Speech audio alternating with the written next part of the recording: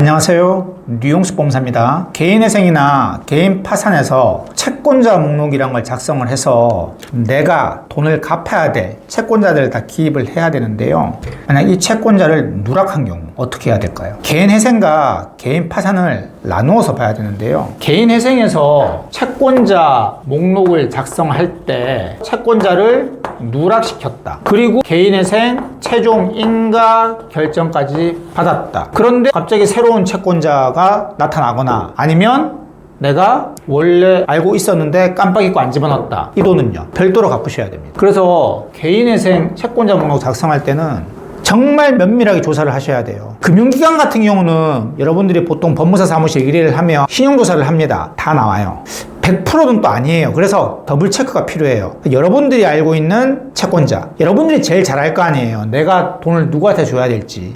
그리고 담당 법무사가 신용조사에서 나온 결과물 두 개 크로스 체크를 해서 일치하면 거의 틀리지 않습니다. 개인 채권자를 꼼꼼하게 챙기셔야 돼요. 소장을 보내거나 독촉장을 보내거나 아니면 여러분들 누구한테 돈 빌린 거 알잖아요. 다 집어넣어야 돼요. 그런데 신청 당시에 안 집어넣었어. 근데 갑자기 알게 됐어요. 개인회생 단계가 어떻게 돼요? 일단 신청을 하죠. 그리고요, 보정을 거치고 보정을 마치면요, 개시 결정이 떨어집니다. 그러면서 채권자 집회기일이 열려요.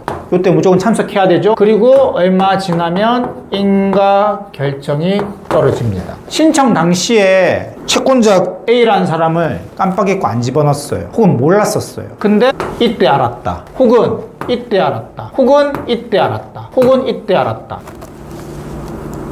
어떻게 할까요? 다 집어넣으면 돼요. 문제 없습니다. 신청 당시에 몰랐다고 하더라도 인가 결정 전까지 집어넣으면 돼요. 그래서 놀라실 필요 없어요. 이 전까지는 새로운 채권자가 발견되면 추가하면 됩니다. 그러면 아무 문제 없습니다. 개인회생은 그렇고요. 개인 파산은요. 개인 파산 절차가 어떻게 돼요? 개인 파산 신청을 하고요. 그러면 한 3개월 뒤에 파산 선고 날짜가 잡혀요. 파산 선고날에 반드시 참석해야 되죠. 파산 선고날에 파산 간제인이 선임이 되고요. 파산 간제인이 안내문을 줄 겁니다. 이런 서류 좀 제출해 달라고. 그러면 서류 제출을 하면서 그 서류를 근거로 파산 간제인이 조사를 합니다. 면책 여부에 대해서. 별 문제가 없으면 면책 결정을 판사가 내리는데 이때도 한번 참석해야 돼요. 재산이 없거나 이러신 분들은, 그리고 의심스러운 상황이 없으면 기본적으로 2번 정도만 법원에 가시면 돼요. 근데 채권자를 빠뜨렸어. 그러면요, 요 면책 결정일 전까지 발견하면 추가하면 돼요. 그런데 면책 결정이 나고 뒤에 추가가 되냐? 추가는 안 돼요. 그럼 그 돈 갚아야 되냐? 아니요. 개인회생의 경우에는 인가 결정이 나고 빠뜨린 채권자를 추가할 수 없어요. 그리고 그 사람 돈은 별도로 갚아야 돼요. 개인회생의 영향을 안 받아요. 하지만 개인 파산의 경우에는 설사 면책 결정까지, 그러니까 누락한 채권자를 추가하지 않는다고 하더라도 면책에 영향을 미쳐요. 그게 개인 파산과 개인회생의 차이점이에요. 다만 개인 파산 채권자 목록이 없는 채권자가 나 채권자 목록에 안 집어넣었잖아, 돈 갚아라고 하거든요. 순진한 채무자분들은 돈을 갚아요. 채권자 목록에 안 집어넣었으니까. 반드시 의뢰를 맡긴 법무사님한테 얘기를 하세요. 안 갚으셔도 됩니다. 파산 면책에 영향을 미쳐요.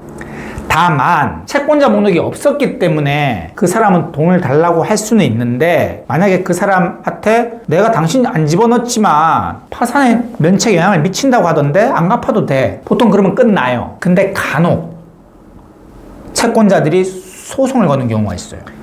저 사람 개인 파산해서 면책 받았지만 그 채권자 목록에 내가 없습니다, 돈을 갚아야 됩니다 라고 소송을 제기할 수 있어요. 그러면 여러분들은 고의로 빠뜨린 게 아니라는 걸, 근데 누가 고의로 빠뜨리겠어요? 돈 안 갚는 게 좋은데.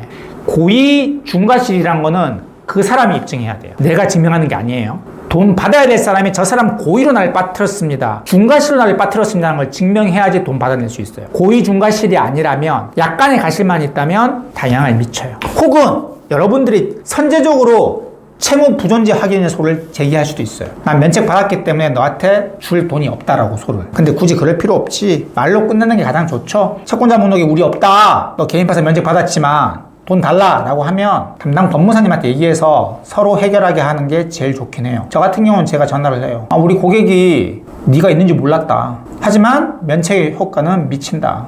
소송하고 싶으면 해라 라고 얘기를 합니다. 그렇게 소송하는 사람 못 봤어요. 다 영향을 미칩니다. 오늘은 이 개인 회생과 개인 파산에서 채권자를 깜빡 잊고 누락시켰을 때 개인 회생의 경우는 언제까지 추가할 수 있는지, 개인 파산의 경우에는 어떻게 영향을 미치는지에 대해서 살펴봤습니다. 지금까지 류홍석 법무사였습니다. 감사합니다.